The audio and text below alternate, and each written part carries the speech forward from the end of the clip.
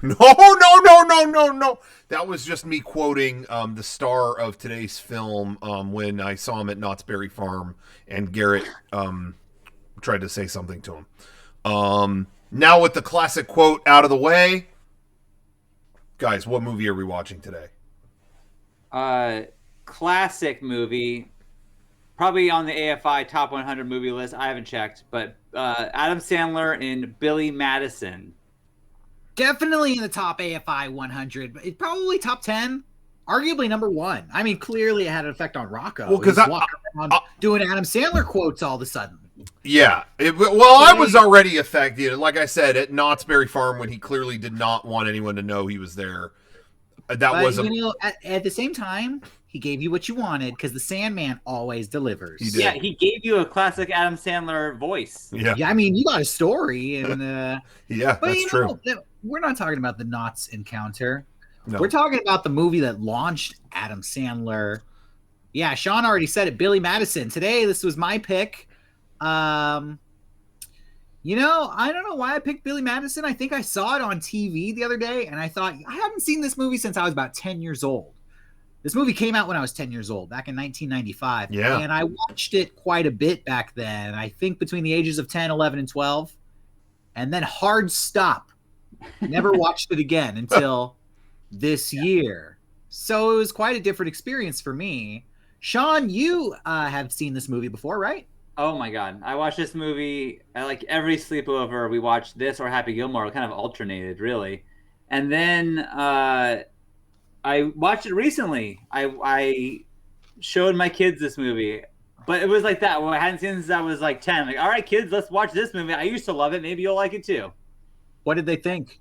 They did like it, and I put the movie in, and it was the first 5 minutes. And I thought maybe I made a mistake here. I'm not sure if this movie may really suck, but we're gonna ride it out. So yeah, it's really inappropriate. I'm amazed I saw it so much as a 10-year-old, and there were a lot of things that went over my head when I was a kid. That's the thing is, I think a lot of it went over my head as a kid. Like, there's a lot. Like, I mean, Chris Farley gets his dick sucked at the end. I didn't pick up on that at all. You know. Yeah. Spoiler alert for those. Oh, sorry, guys. Rocco, have you seen Billy Madison before? I want to give full disclosure. I was like the one kid at my school that hated Adam Sandler, and I didn't like any of his shit. I thought, I just never thought he was funny, and so when people were bringing up his movie, it was like, no, okay, I get it. The Price is Wrong, bitch. Yeah, funny. All right, whatever. But Billy Madison was one that they did play in. I was in I forget which class I was in. I think it was my science class in like junior high or something, and it was a rainy day, so somebody was like, I got that, and they played it, and I still can't imagine why I remember they literally got to, I think it was his dad was saying like, oh yeah, your jack off magazines, and there was a moment of like, is it? But something happened where the teacher was distracted and they played it. It wasn't the most optimal conditions though, but I was sort of familiar with this movie. I did need to see it again though as an adult to truly, see what it was all about. Well, I think I am dying to know what you guys think about this movie. I have my thoughts, and I think we should get into it. Oh, look at that. Without further ado, we will get into Billy Madison. Now, I'm sure a lot of people out there have already seen this movie. It's kind of considered a comedy classic. And I'm sure there are a lot of people who have never seen it. It did come out in 1995. It wasn't Adam Sandler's first movie, but it was his movie that kind of broke him and launched him into the mainstream. Before this, he was a regular on Saturday Night Live, and his most famous roles were Opera Man and Canteen Boy. Oh, yeah. Yeah. I don't know if anybody had like the highest hopes for Adam Sandler to become a superstar when this movie came out. Yeah. I don't think so. Yeah. But if you are like me or kids in my school, you may be aware that even though he hadn't had a hit movie and just was doing bit parts on SNL, he had these comedy albums that he had been releasing in like 1991, 92, and 93 that were like smash hits. I don't know. They were really popular. I mean, that's the thing, because I at my school, everyone like passes CDs around, and some kids like had to get them without like their parents finding out because all the bad words they said, and there's a lot of sex stuff in there. So like we were trying to like covertly get what the hell happened to me and all this stuff. But yeah, were they huge? Like, did they make a lot of money off them, or just kids? I don't know how like big it really was. They were pretty big, and because of the success of those CDs, Adam Sandler scored this movie deal, a one movie deal. He got $10 million to make this movie. And it was really like a big gamble. The movie studios didn't really believe in him. Really, $10 million is a pretty low budget. That's nothing, yeah. Yeah, really. When you talk about making movies, that's nothing. And so they kind of made this far away from Hollywood. I don't remember exactly where, but I think somewhere close to New York. Because I think they made it in Canada, actually. Yeah, that sounds right. Yes, there's like three main locations. They're all in Canada, but for the most part, yeah, it was just a Canadian shoot. Yeah, so they made this kind of without studio supervision, and because of that, they were able to just do whatever they wanted, basically, and that's how they got this movie. So Billy Madison, for those of you who don't know, stars Adam Sandler, and he plays like the 27-year-old son of a rich hotel tycoon. His father is Brian Madison of Madison Hotels. And Brian Madison owns a chain of 650 hotels, which I was looking up in the trivia. That's bigger than like Hilton and Marriott and like Best Western combined. Yeah. Like an astronomically big hotel foundation. And Billy basically just parties and gets drunk and does drugs, I don't know, all day, every day. Yeah, it seems like all they do is just lay around the pool and are fucking wasted. That's all they do. So the movie opens with Adam Sandler being Billy Madison, and then his best friends are Norm Macdonald and who's the other actor? I don't know who that guy is. Okay, I didn't recognize him either, and I thought one of you would know, but dang, I should have done my research. But Norm Macdonald, I know the name, and I can't think of it. Damn. These guys are like way older than Billy Madison. And again, that was like one of the things that like people didn't understand at the studio. Like, why are his friends so old? And it's like, just roll with it. There were I'll keep talking about the plot, and then I'll tell some more behind the scenes stuff I learned. Okay. Essentially, Billy's dad, Brian Madison, is getting ready to retire, and that means that somebody has to take over the business. And Billy is not really fit to do it. And, he goes to like an investor dinner at his house, and he ruins it because he's like drunk or high. He's hallucinating that there's like a penguin around. Basically, his dad my not going to give the company to you. I'm going to give it to my top executive, Eric, who Billy Madison hates. And Billy and Eric really hate each other. And Billy's like basically strikes a deal with his dad. Like, come on, Dad, I'm not a fool. I'm pretty smart. I always got good grades. And his dad's like, come on, I bribed your teachers. You were an idiot. You didn't even like do that work yourself. So Billy says, what if I repass every grade in the next 2 weeks, 1st grade through 12th grade? If I get like straight A's, you'll let me take over the company. And, stupid comedy movie premise, but his dad agrees to do it. And so Adam Sandler goes back to 1st grade. That's kind of the setup for the movie. Yeah. And I will acknowledge that even as a kid, I knew this is fucking stupid. Like, that's dumb. This is a dumb plot. But I never, even now, I don't really care. Like, I don't care that it's like the loosest plot to get this done. I think it's just a fun way to get it. I don't know. Yeah. I don't care. I was going to say, too. So, once I eventually saw that, whatever, I was surprised, too. Like, there's really, like, I'm really not a huge comedy movie person because I do think sometimes they throw everything into, whatever, who cares? And it's like, yeah, this is just stupid. Like, this is a waste of time. I actually this is a movie where I actually think it's a stupid premise that works. Like it kind of, I don't know how to describe it. It actually is like there are certain things that are brilliant in a stupid way. You know what I mean? Yeah. Like this is a concept that's like, yeah, let's see how that goes. You know, it is dumb, but I actually think it's kind of genius in a way. There's a part they do call attention to it where Eric goes, "Isn't that a little stupid to put your favorite company in this dumb idea?" And then the dad was like, "No, it's fine." So it's like, okay, well, they acknowledge that it's dumb. Yeah. Yeah, they acknowledge that it's totally stupid, but also it gives them a clear-cut goal. Yes, totally. Pass these 12 grades in 14 days. And and that goes a long way. I was just gonna say, you know, we did Be Kind Rewind recently.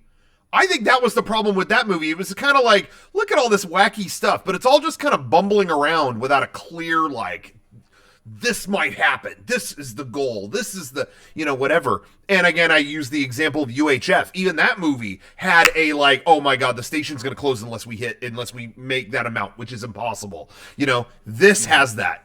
This is a stupid premise, but it gives a hard structure to all of it, and they just double down on it.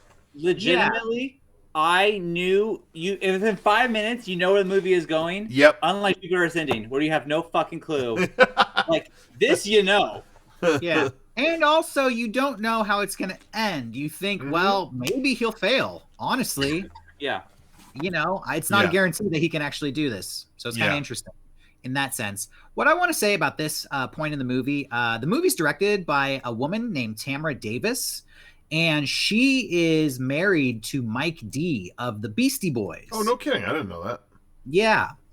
Before directing this movie, she had directed an independent comedy with Chris Rock called CB4, which was like a comedy about gangster rap. I'd always heard of CB4. I've never seen it. But essentially, the studio liked what she did with Chris Rock's movie. Chris Rock was on SNL. And so they thought, you would be good for this Adam Sandler movie. Let's have you come in and take it over.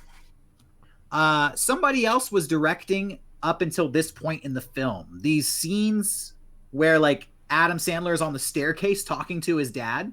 Yeah. Nobody knows who directed the film up until that point. Tamara Davis will come in and she'll say, yes, I took it over from this point of the movie. And then he goes to school and I directed it. But I don't know who was working on this movie before me. And there's no records of who that person was. And Adam Sandler was too fucking high. Yeah. So little bit of Billy Madison trivia, something lost to history. Who directed the opening scenes to Billy Madison? This is the Poltergeist thing for sure again. And it's going to end up the same way. Spielberg. It was Spielberg. It's got all the traditional. That's why there's the traditional push in on Adam Sandler's face and, you know, all that stuff. I read a big, long interview with Tamara Davis, and she actually directed a bunch of like critically acclaimed movies. And she said, honestly, like, I didn't know who Adam Sandler was when they brought me in here. I didn't really understand the humor. There's so many stuff here, like the inappropriate maid. I didn't understand that. Adam wanted to do this bit where a clown falls over at a party and dies and everybody's laughing while he bleeds out. I thought that was fucking dark. And she's like, but honestly, like my whole policy was, hey, these are young comedians. I'm going to get out of the way. Whatever they want to do, I'm going to let them do. I'm going to hang out with them and just try to like get along with them and just capture the magic. Damn. And before we go on, I'll just tell this story that I thought was hilarious. Apparently, they were filming Tommy Boy at the same time as this movie, which is a movie featuring Chris Farley, who's also in this movie, and David Spade.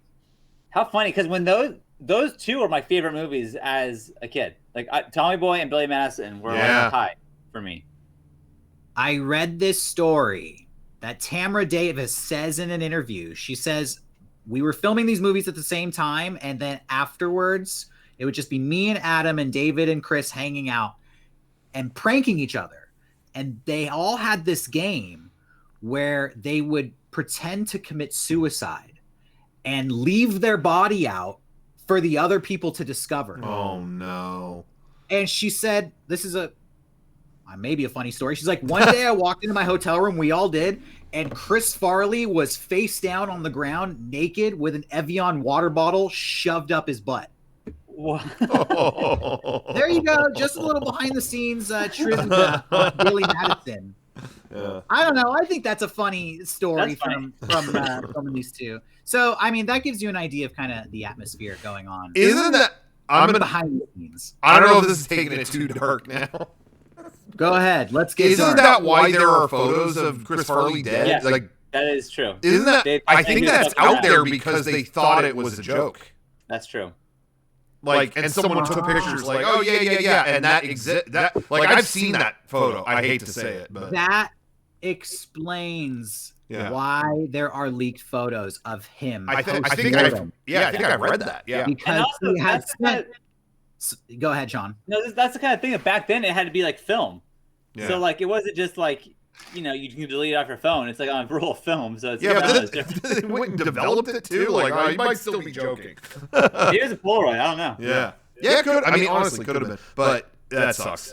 There are a lot of stories of just them hanging out behind the scenes. That is obviously a darker one, but it's like dark comedy because they were all just like joking with each other. Mm-hmm. But I think my point is Billy Madison, as stupid and as immature as it is, was kind of just a bunch of young guys being experimental in 1995. And I don't know if that even comes through anymore when you watch it. So I don't know. Just a little bit of context for this movie, I guess.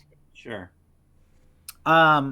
So Billy Madison, he goes to first grade, and I feel like a large portion of the movie is spent in these elementary school grades. I feel like they spend more time in the early grades than they do in the later grades. Yeah, I think it's. I mean, the juxtaposition, like him in like 11th grade, who cares?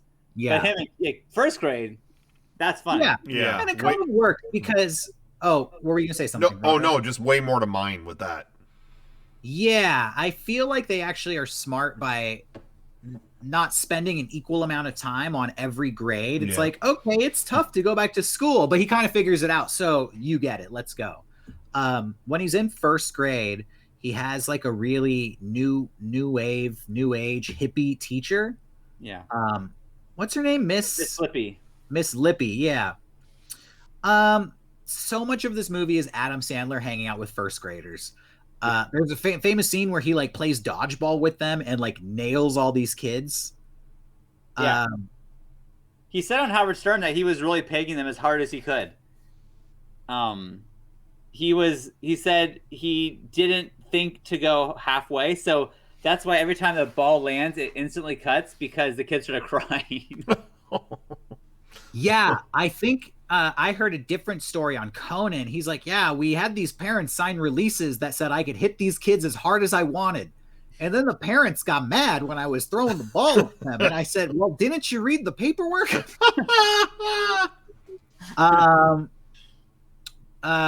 I personally think that there might be so much time spent in this portion of the movie because I read that Adam Sandler's mother was actually a nursery school teacher.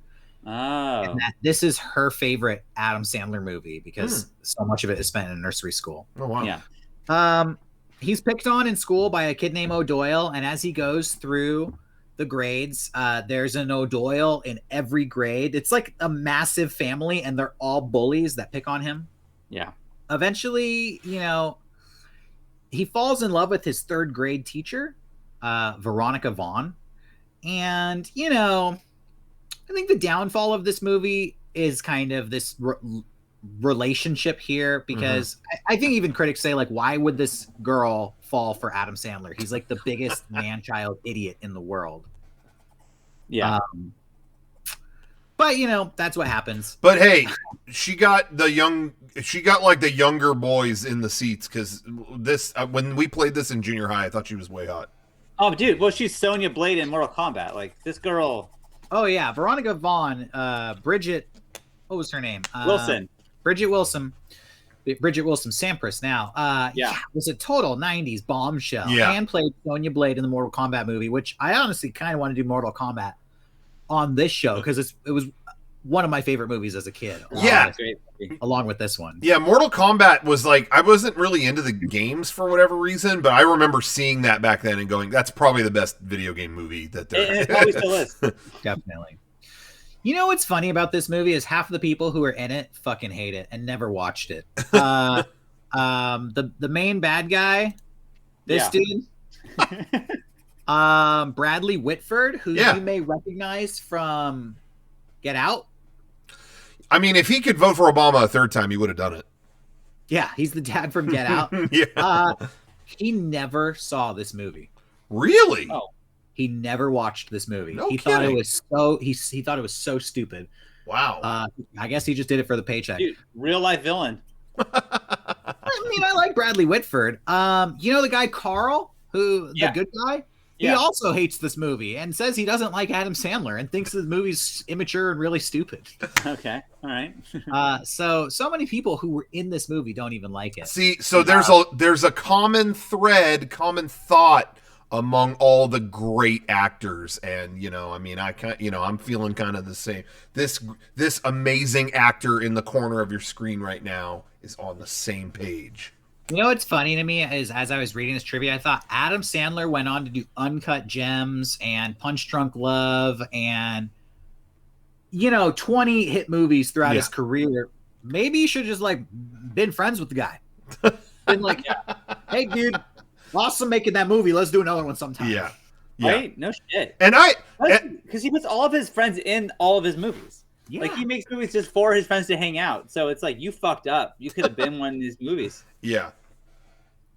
And I should say too, I had a whole childhood of a lot of my background with Adam Sandler comes from me not kind of being into his stuff and then having to hear kids quote him all day, every day. So there was an inherent bitterness there.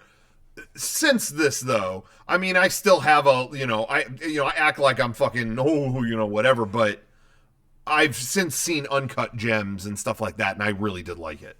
So I'm not saying this guy can't. I'm not on that boat necessarily anymore. Although, didn't he do what was it, Sinister Six or Stinky Six or something? I did Grown Ups and Grown Ups 2. I'm not saying Adam Sandler is flawless. Yeah. Did we talk about already how in all of his movies, his trope of having a love interest with 2 V's for her initials? No. Did we talk about this already? I'm not aware of that. It's Veronica Vaughn in this one, and then in Happy Gilmore, it's like Vicky. I don't know. It's every movie you can look it up. It's somewhere. I didn't know that. All double V's.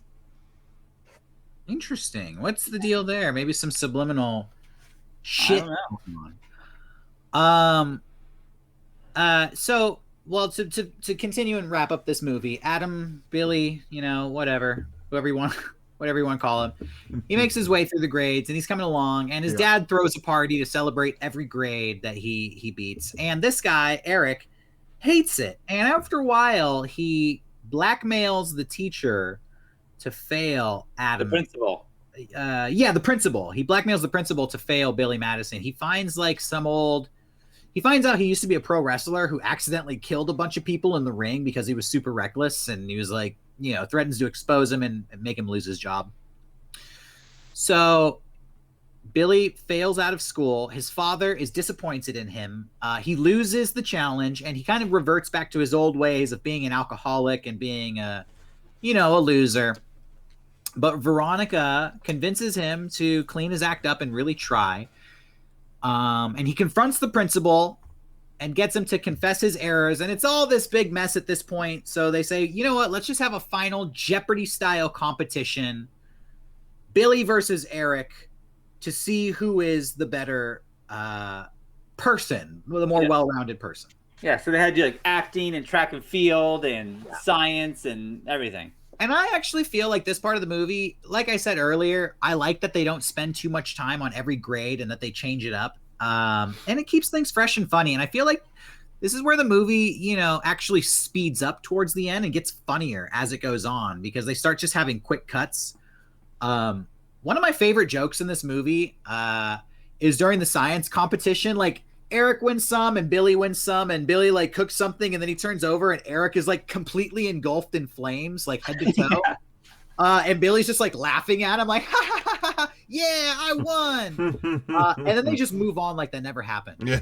Sometimes this movie delves into Three Stooges level cartoon comedy. Is everything okay, Sean? In my rafters right now, there's either a huge rat or there's my cat. I'm not sure which one, but there's definitely something gigantic up there.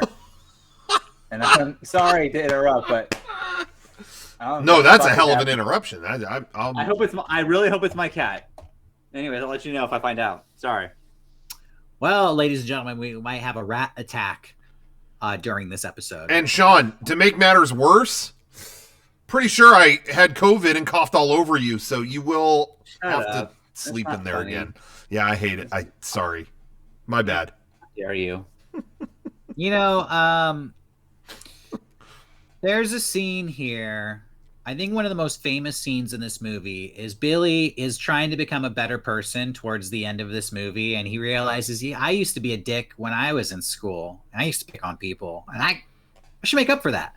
And he calls up a guy he used to pick on. He's like, hey, you probably don't remember me, but my name's Billy Madison, and I used to be an asshole to you, and I'm sorry, man. And it's Steve Buscemi. Yeah. And Steve Buscemi is like, oh, yeah, thanks. Don't worry about it. Okay. And then he like turns to the wall and there's like a list of people I want to kill. And in the middle of the list is Billy Madison, and he like crosses it out with lipstick and then starts putting lipstick on, and like, it's just another surreal, bizarre scene. At the end of this movie, this guy, Eric, loses the competition because Billy challenges him to the one category he knows nothing about: business ethics. And he pulls a gun on Billy, and it's Steve Buscemi who saves the day. He like shoots Eric with a rifle and like gives Billy the thumbs up. And the famous line is, "Man, I'm glad I called that guy." You know, that's when Billy Madison, at the end of the day, here we are in 2020 watching it. I feel like in a weird way, the movie is still kind of relevant because you have this anti-bullying message that saves the day, and you have Veronica Vaughn, who is kind of a strong female character.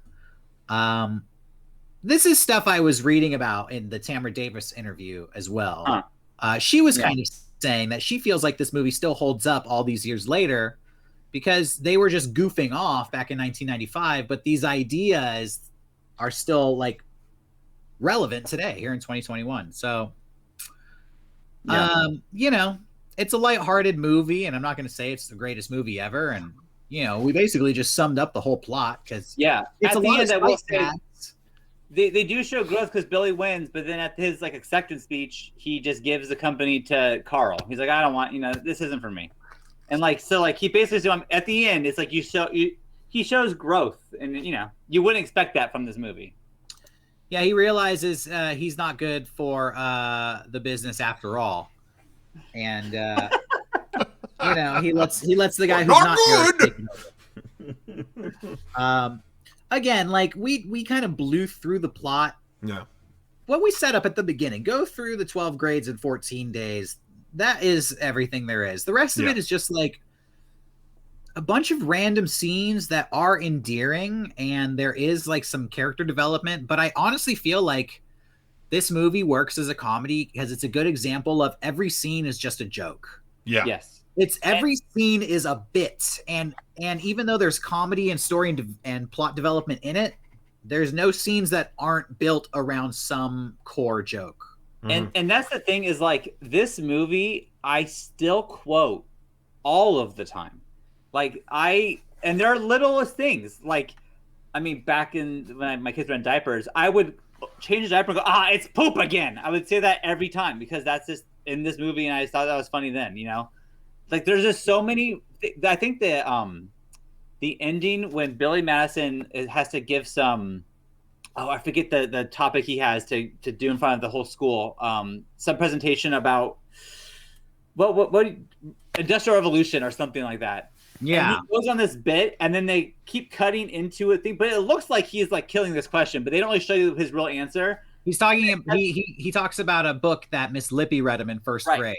And then it cuts to the principal, and he couldn't annihilate Billy Madison more and being like, that was the dumbest thing I've ever heard. And he goes on for so long. Like, that is so funny still to me. Like, it's so good that there are 1,000 jokes like that. Even Chris Farley, that Veronica Vaughn is one piece of ass. Like, I still, like, it's disagreeing to me.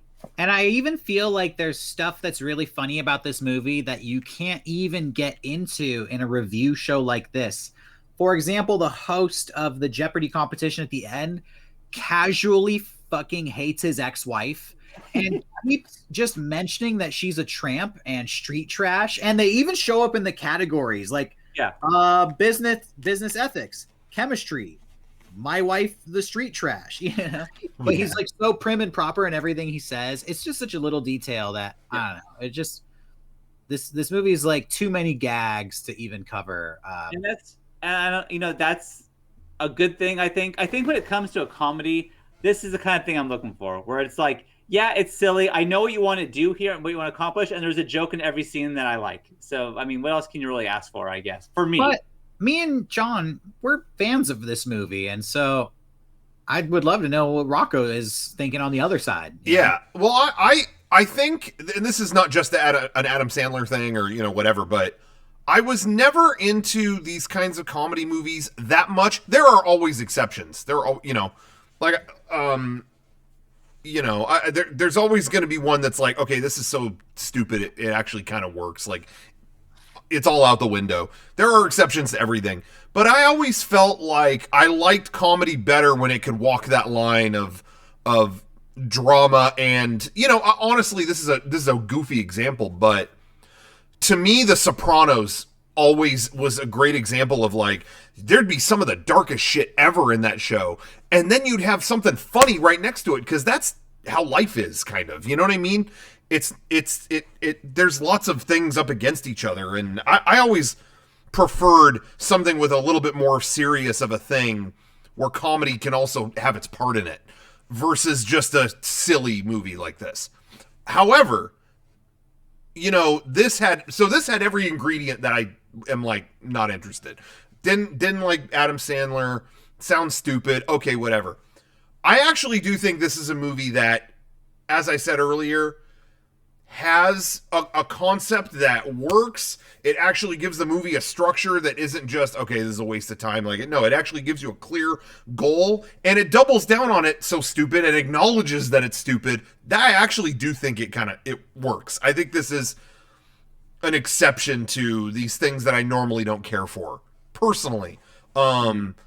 So yeah, I actually don't think this, there's a lot of other things in his library I don't have any interest in revisiting, but I actually prefer this to something like, and I know maybe some people would disagree with this, but I remember seeing like The Wedding Singer, and that to me was like, yeah, dumb comedy. That's the example. That's to me the perfect example of a movie I don't personally care for. I'm not saying no one should like it, but that's not my thing.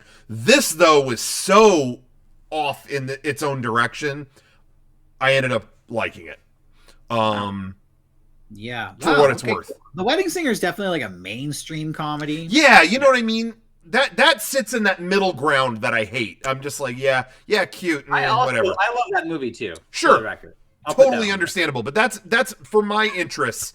It doesn't go so far one way or the other. It's sitting right there in the middle, and I'm like, okay, it's fine. It's a cute movie, whatever.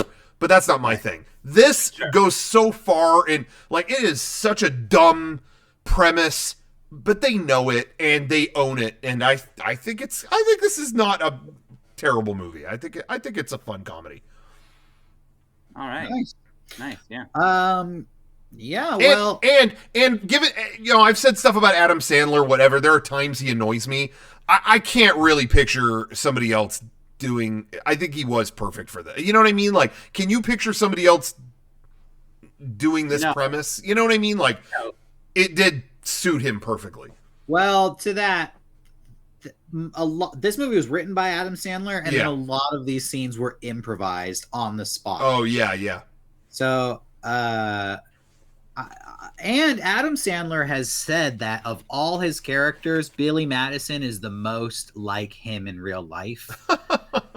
At least at him in real life at 27 years old. You know what I mean? Yeah. He said that he wasn't putting on a character. He was just goofing off and doing his Adam Sandler. Yeah. Probably the stuff he was pulling in high school, So yeah, I don't think anybody else could be Billy Madison or do it. Yeah. Yeah.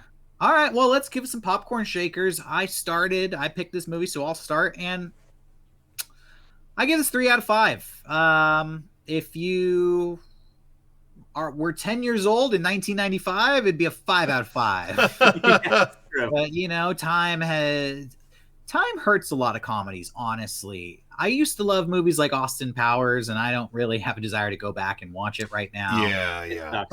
Don't do that. It's terrible. I feel like comedy ages worse than most other movies. Yeah, it has a shelf life. Yeah. Some movies are beef jerky, and some movies are raw beef. I agree. I will say, though, to this movie's credit again, this movie is kind of timeless. There's nothing that really dates it, really, in this movie. So far, so good. And that's why I think 3 out of 5 is a pretty good score for a 1995 Adam Sandler comedy. Absolutely. I definitely agree. And I have to go 3.5. I still love this movie. And I that 0.5 I recognize is the kid in me still like screaming that this should be a 5. I understand that. But like all the one-liners and the quotes still mean a lot to me, and I have to go 3.5. And to that point, as I mentioned before, having to hear kids quoted at school all the time, it got old, sure. But I do remember our friend Matt going into a room and saying, if peeing your pants is cool, consider me Miles Davis. Back then, that did still make me laugh. So, as I said, there's exceptions to everything. So, this still might not be my genre, but that, like I said everything already, kind of, this was a vehicle for him, and it works. It goes so far with it. It works. I'll give it a 2. I'll give it, I think a 2 is, for me, it's good. It's still not my kind of thing, but it's good for what it is. Yeah. Well, there you have it. I thought a 2 is high. I can't believe you gave it to Rocco. When Derek picked this, like, this is going to be a 0 for Rocco. Yeah, Adam Sandler works on a 1 scale normally for me. I'm just like, oh my God, I don't want to look at this guy. But, the premise is funny enough. What? I was going to say, I think we're never going to watch this movie, but if we did watch his second movie, Happy Gilmore, I think you would like it even more than this one. I think it's his best movie. I love Happy Gilmore as well. Yeah. Really? Okay. And even though it has the Price is Wrong bitch, it is a more wholesome, and it's just as funny, but is more wholesome. I think it's the best Adam Sandler movie, but we're probably never going to watch it on this show. Hey, you know what? Never say never. Next week. No, I'm joking. I'm not going to do that. It is Sean's pick for next week, so. It is. I will not do Happy. I'll give Rocco a break. I will pick Happy Gilmore one day. One day, I promise you, I will pick that movie. Well, I'm picking Little Nicky, so. Oh, fuck. Well, that movie is garbage, and nobody will defend that movie. Well, guess what? The Empire Strikes Back. Price is Wrong, bitch. Go ahead. Hey, with that joke, Rocco, it was funny back in the day to see him get in a fist fight with Bob Barker. Yeah. No one saw that coming. Yeah, I'm really not dissing it. Happy Gilmore is so wholesome. I think Rocco would love it. Maybe, or maybe he'd hate it. Who fucking knows? And when I say that too, I'm more retaliating against these fucking kids in my class I had to hear do that every day. Of course.